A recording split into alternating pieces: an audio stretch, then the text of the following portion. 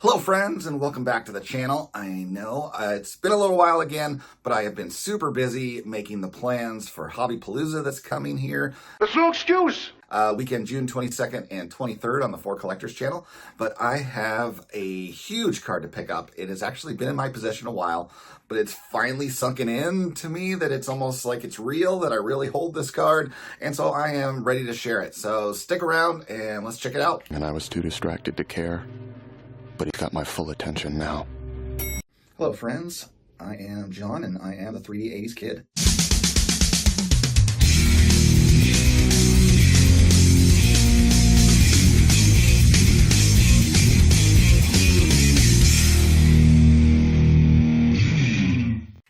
So it was all the way back late in July last year when I saw people going to the National last year that I had made up my mind that I wanted to save my money and make the big, huge purchase of a Babe Ruth card. And as such, I ended up exploring online auction houses. You know, we're talking like REA, memory lanes, For the Love of the Game, etc. So that is also when I started signing up to be a user on those different auction websites. As well as also, I made the investment to sign up for VCP, which VintageCardPrices.com. If you're not aware, it is a pricing database that has the information readily available for any card in any grade of every online price transaction that has occurred for these cards. And so it is a much faster and easier way to figure out what the rarer cards that generally only get sold at auction houses actually are transacting for, which, kind of helped me pin down what my targets were going to be for a Ruth card potentially that would fit the desired price range I wanted to pay.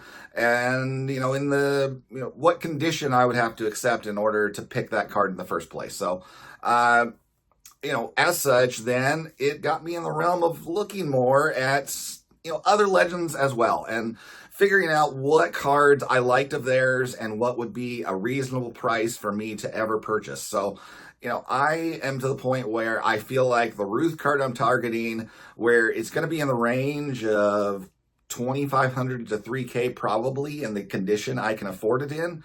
And that's probably, at least at this point in my life, that's what I'm targeting as the most expensive card I ever want to buy.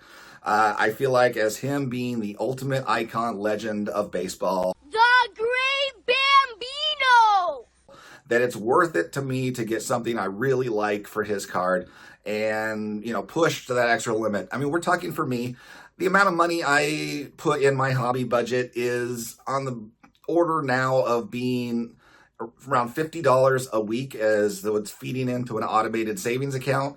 And then I have injected a little more funds into that with getting like the tax refund back. This year was very good on that front because state of Oregon where I live does these kicker refunds every so often where they kick back excess money that they have collected to taxpayers. So, and that happened to be one of the years this year.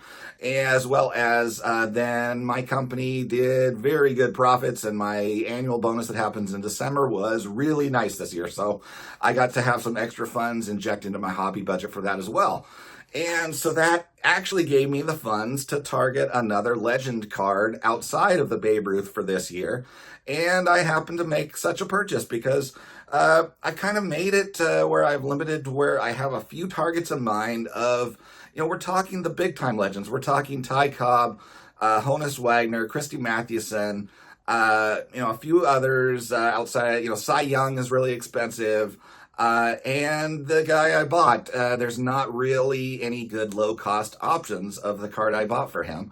And so I really had to make choices and pin down what I could afford, figure out the quantity of the card that even exists in a low-graded condition. Because, for example, the card I ended up choosing, there are only 60 graded copies in existence, and there only happen to be, I believe, 7 that are in the authentic or 1 graded category, which would be more in line with how much I want to spend on this particular card. Let's stop delaying. Let me at least show you the card, and here we go. I got myself a Lou Gehrig W502, and this is a hand-cut card. It, as you can see, gets the authentic because we've got the tape there on the top and the bottom. and this one happens to be a blank back variety. There are others that exist that show text on the back. I believe the standard text is something about it being a one bagger, as in if this is like meant to be sort of a game card. And then it also says something about returning them to the establishment to get a trade-in for some kind of prize. And now this set is kind of unknown origin, which is why you don't see any name other than just the W502 set designation there. As it is believed that these were printed by the same printer that did like the Tharp, Sweetman, Younglings set cards. They have a very similar look. The pictures are almost identical across the board. The set numbering is identical to those ones. But they don't know where these ones were actually distributed from. There was actually a recent sale of another one that does have a unique back, where it has mentioned having being a three-bagger on the back of the card. And that one sold at auction for what was a record price, I believe, for a PSA 3 of over $7,000. And I was able to get this one in my auction as an authentic there for $1,800, which now blows away the record for me of buying a card. But, this is a case where I am not just throwing this money around. Like I said, I'm accumulating $50 a week. So, this represents 36 weeks of savings for me to buy these cards, which, it's still, I am buying on a budget and I am maintaining that budget.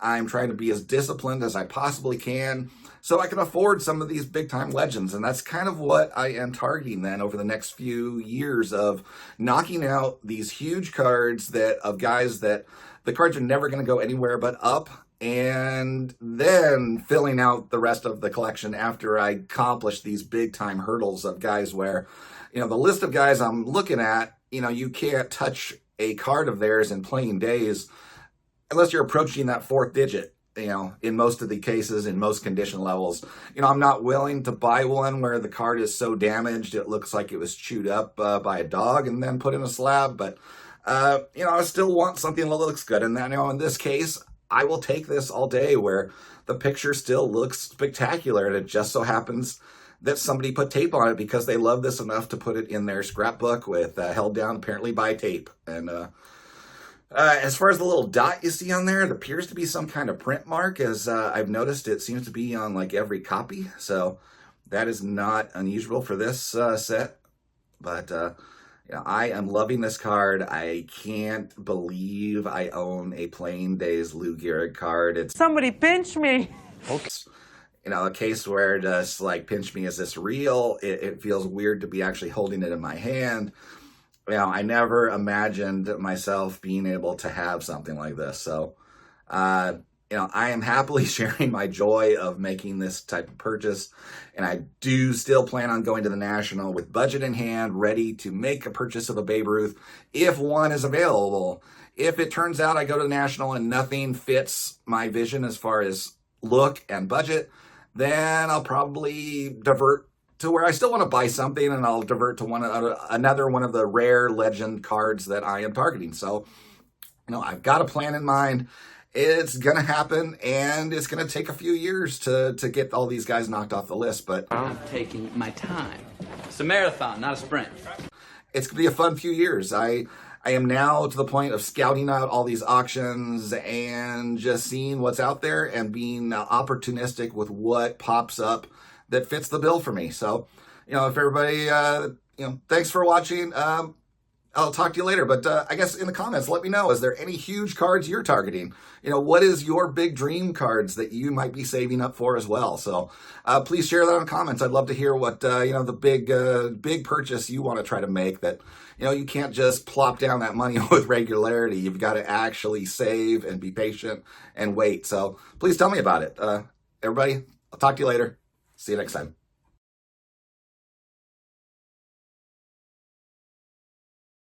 First baseman Lou Gehrig hung up an amazing mark by playing in 2,130 consecutive games. Then a fatal disease attacked baseball's Iron Man.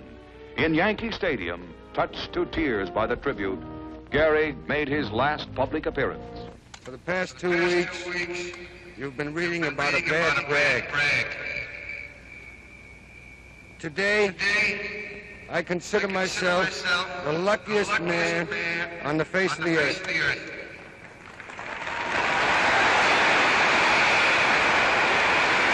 When you look around, wouldn't you consider it privilege to associate yourself with such a fine-looking man as is standing in uniform in this ballpark today? That I might have been given a bad break, but I've got an awful lot to live for. Thank you.